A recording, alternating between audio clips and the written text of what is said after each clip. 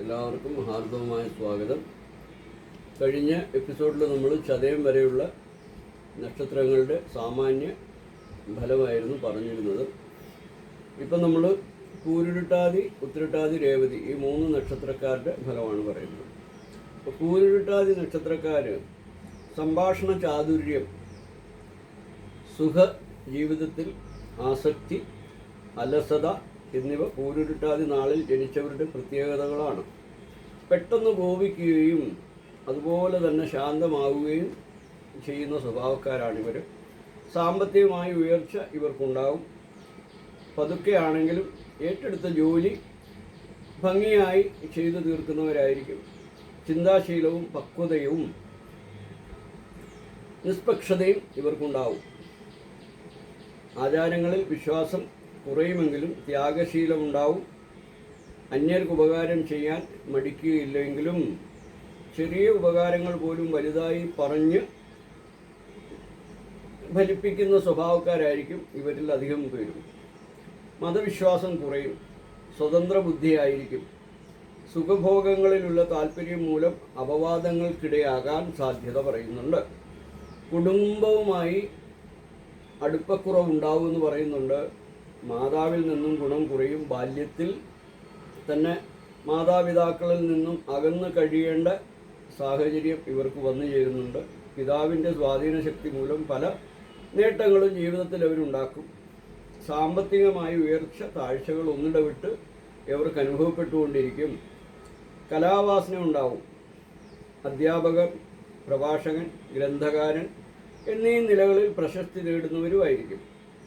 സ്വതന്ത്ര പരിശ്രമം കൊണ്ട് നേടിയ ധനം കൊണ്ട് സുഖജീവിതം നയിക്കുന്നവരായിരിക്കും. സമ്പാദ്യശീലം കുറവായിരിക്കും. ബാല്യകാലം പൊതുവെ സന്തോഷകരമായിരിക്കും. കാര്യമായ ആരോഗ്യക്കുറവൊന്നും ഇവരെ അലട്ടുകയില്ല. കുടുംബത്തിനും ഈ കാലം അഭിവൃദ്ധികരമായിരിക്കും. 8 വയസ്സ് മുതൽ 27 വയസ്സ് വരെയുള്ള കാലം ഗുണദോഷ മിശ്രിതമായിരിക്കും. ഈ കാലത്ത് വിദ്യാഗുണം ഉണ്ടാകുമെങ്കിലും അതിന് മന്ദതയും പൂർണ്ണതയും അനുഭവപ്പെടാനുള്ള യോഗം പറയുന്നുണ്ട്. യാത്രാക്ലേശമുണ്ടാകും. ശ്വാസകോശ രോഗങ്ങൾ മൂലം ക്ലേശിക്കും. കുടുംബത്തിന് ഈ കാലത്ത് ധനാഭിവൃദ്ധി ഉണ്ടാകുമെന്ന് പറയുന്നുണ്ട്. 27 വയസ്സിന് ശേഷം പ്രവർത്തന വിജയം, ധനാഭിവൃദ്ധി, പുതിയ കാര്യങ്ങൾ പഠിക്കാൻ ഇടയാകുക, സ്ഥാനമാന ലാഭം ലഭിക്കുക. 44 വയസ്സ് മുതൽ 51 വയസ്സ് വരെയുള്ള കാലം അത്ര മെച്ചമല്ല.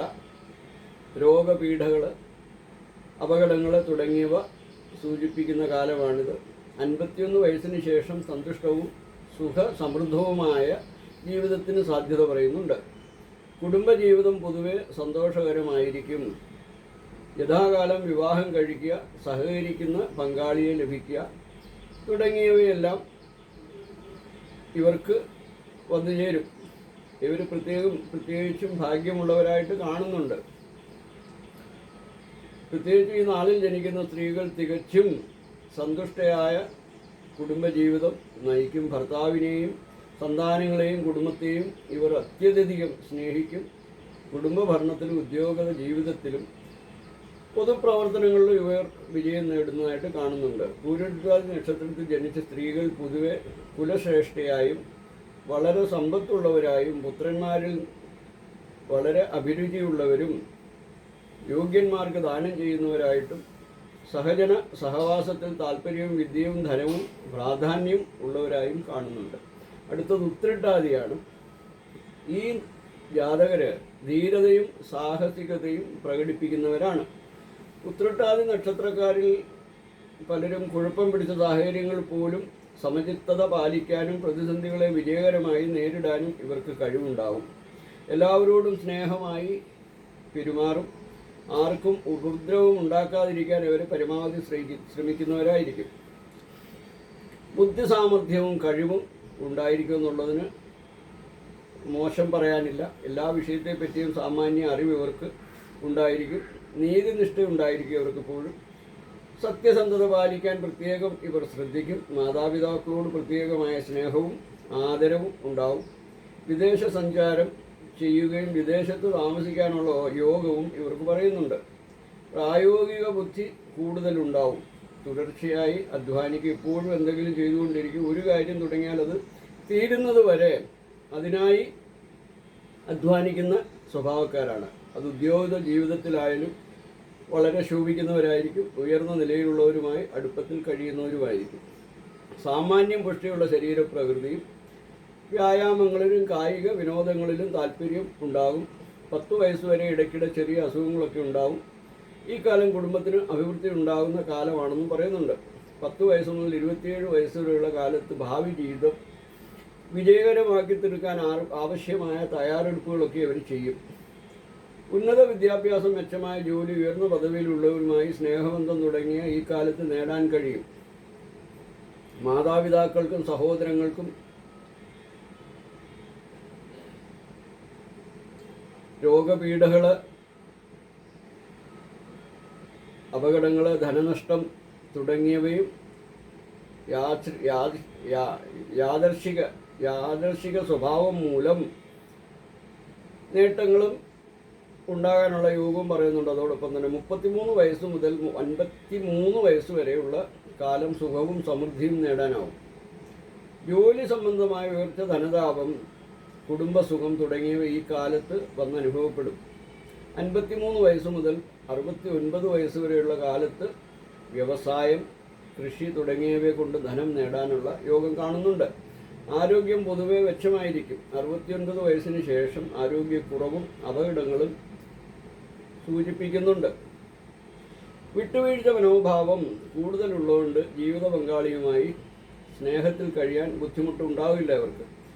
വിവാഹം ജീവിതത്തിൻ്റെ വഴിത്തിരിവായി തീരുകയും അതിനുശേഷം കൂടുതൽ നേട്ടങ്ങൾ ഉണ്ടാവുകയും ചെയ്യുന്ന ഒരു കാലമായിരിക്കും ഇവർക്ക്. ബന്ധുബലം കൊണ്ട് പല നേട്ടങ്ങളും ഉണ്ടാവും. വിവാഹത്തിന് ശേഷം ജനിച്ചു വളർന്ന വീട്ടിൽ നിന്നും നാട്ടിൽ നിന്നും അകന്നു പോകാൻ ഇവർക്ക് സാധ്യത പറയുന്നുണ്ട്.